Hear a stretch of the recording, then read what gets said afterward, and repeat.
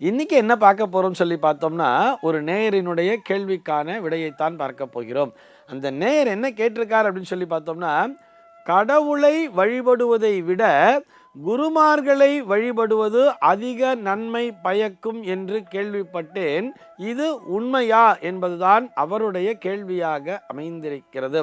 அவருக்கு நாம் நேரடியாக விடையளிக்க வேண்டும் என்று சொன்னால், கடவுளை வழிபடுவதை விட என்று சொல்வதை தவிர்த்து, கடவுளை வழிபடுவதோடு குருமார்களையும் சேர்ந்து வழிபட்டால் அதிகப்படியான நன்மை கிடைக்கும் என்று எடுத்துக்கொள்ளலாம்.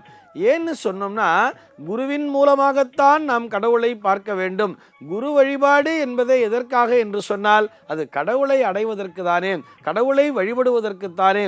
கடவுளை வழிபடுகின்ற முறையை நமக்கு கற்றுத்தருபவர்தான் இந்த குருமார்கள் என்பதை புரிந்து கொள்ள வேண்டும். டைரக்டா நம்ம அப்படியே உச்சக்கிளைக்கு போயிட முடியாது இல்லையா? ஒவ்வொரு கிளையாத்தானே ஏறி போக முடியும். இந்த உலகத்தை பொறுத்தவரை, அதாவது இந்த உலகத்திலே ஜனித்த மனிதர்களை பொறுத்தவரை, முதல் தெய்வம் என்று சொல்வது அவர்களுடைய பெற்றோர்கள்தான். தாய் தந்தைன்னு சொல்றார். இதைத்தானே நம்முடைய முன்னோர்கள் இப்படி வரிசைப்படுத்தி இருப்பார்கள். மாதா பிதா குரு தெய்வம் என்று வரிசைப்படுத்தி இருப்பார்கள். நாம் தெய்வத்தை அடைய வேண்டும் என்று சொன்னால் முதலிலே பெற்ற தாயை வணங்க வேண்டும். அந்த தாயை கொண்டு அடுத்தபடியாக தந்தையை வணங்க வேண்டும். அந்த தந்தையின் மூலமாகத்தான் நாம் குருவினை அறிந்து கொள்கிறோம். ஒவ்வொரு மனிதனுக்குமே வாழ்க்கையிலே முதல் குரு என்பவர் அவருடைய தந்தை தான். இதை பார்த்தோம்னா இந்த உபநயனம்னு சொல்லுவா தெரியுமா? இந்த அந்தணர்கள் இந்த பூணூல் அணிவித்தல் அப்படிங்கிற ஒரு சடங்கு இருக்கும். அதில் பார்த்தோம்னா முதல் குருவாக இருந்து அந்த தந்தையானவர் தான் செயல்படுவார். அந்த பூணூலை அணிவித்தவுடன் குருவாக நினைத்து தன்னுடைய தந்தைக்குத்தான் அந்த குழந்தையானவன் பாத பூஜை செய்து வணங்குவான். அந்த தந்தை தான் என்ன பண்ணுவார்னு சொன்னா, குருவிடத்திலே அழைத்து செல்வாராம். உபநயனம் அப்படின்னு சொன்னாலே அருகே அழைத்து செல்லுதல். யாருக்கு அருகே? குருவிற்கு அருகே. அந்த குருவின் மூலமாகத்தான் இந்த குழந்தையானவன் இந்த உலகத்தையே தெரிந்து கொள்கிறான். அந்த குருவின் மூலமாக அவன் கல்விகளை கற்றுக்கொண்டு, கல்வி மட்டுமல்ல, அவனுடைய மனதிலே தோன்றக்கூடிய அத்தனை சந்தேகங்களுக்கும் விடையளிப்பவர் அந்த குருதான். ஆக குருவினையும் வணங்க வேண்டும்.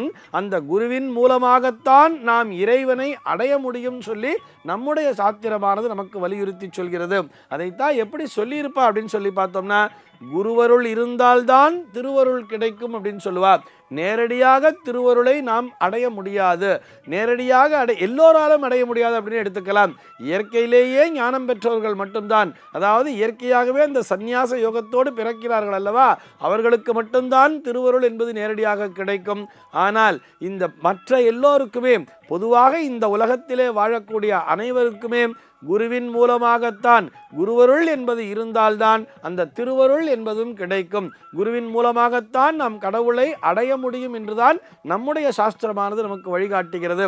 அதனாலே நேரடியாக இறைவனை வழிபடுவதற்கு முன்னால் முதலிலே குருவினை வழிபடுங்கள் அப்படிங்கிறத சொன்னா, அந்த குருமார்களை வழிபடுவதன் மூலமாக இறைவனை அடைவதற்கான பாதையானது நமக்கு தெளிவுபடுத்தி காட்டப்படுகிறது. அந்த குருவினுடைய அருளாலே அந்த இறைவனை சென்றடைவதற்கான அந்த மார்க்கத்திற்கு நமக்கு வெளிச்சம் என்பது தெளிவாக கிடைக்கிறது. எப்படி நான் சுவாமியை நமஸ்காரம் பண்றது, எப்படி நான் இறைவனை சென்று அடைவது, அந்த இறைவனை நான் எப்படி தரிசிப்பேன் என்று குழம்பி போய் இருப்பார்கள் அல்லவா, அவர்களுக்கெல்லாம் இந்த குருதான் வழிகாட்டுகிறார்னு சொல்றார். அதனாலதான் குருமார்களை வழிபடுவது என்பது அதிக நன்மை பயக்கும்னு சொன்னா. ஆனால் கடவுளை வழிபடுவதை விட என்று சொல்லவில்லை. கடவுளை வழிபட வேண்டும் என்று சொன்னால், நீ கடவுளினுடைய அருள் உனக்கு கிடைக்க வேண்டும் என்று சொன்னால், அதற்கு முதலிலே குருமார்களை வணங்கு. அந்த குருமார்களை வணங்குவதன் மூலமாக கடவுளுடைய அருள் என்பது உனக்கு எளிதாக கிடைக்கும் என்பதால் தான் இந்த குருமார்கள் வழிபாட்டிற்கு இத்தனை முக்கியத்துவம் அளிக்கிறார்கள். சர்வே ஜனாஹ சுகினோ பவந்து.